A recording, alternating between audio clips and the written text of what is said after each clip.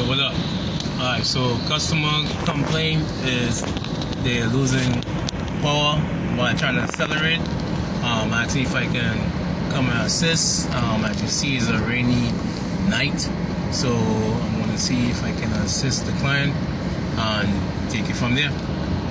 So while we're waiting for the tow truck, let's take a look at see if we see any codes or anything like that that could assist us to see why this vehicle is stolen while the customer is driving. Right now we're just waiting for the tow truck. As I said, let's take a look. Once I get back to the shop, I'll hook up the scope and see what captures I get. So I got the blue trace hooked up to the cam sensor signal. The green trace hooked up to the coil unplug, and the red trace hooked up to the crank sensor.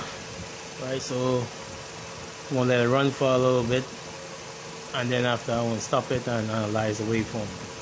So right now I'm monitoring the crank and the cam sensor reference voltage, and I'm checking for my powers and grounds on the cam and crank and make sure that they and signal wire, as you can see, the jack wasn't looking too good for the crank sensor, so I had to make some modification to it to make sure that it interlock properly.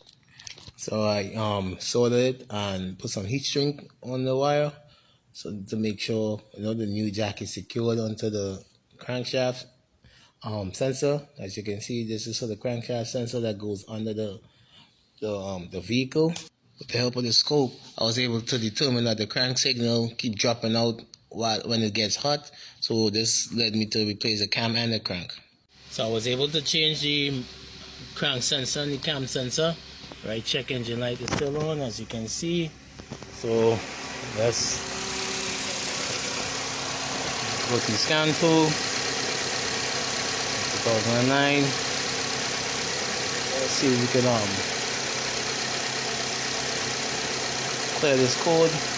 As I said, I checked for power and ground on the cam and the crank sensor.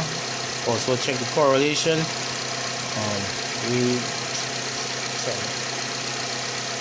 Control.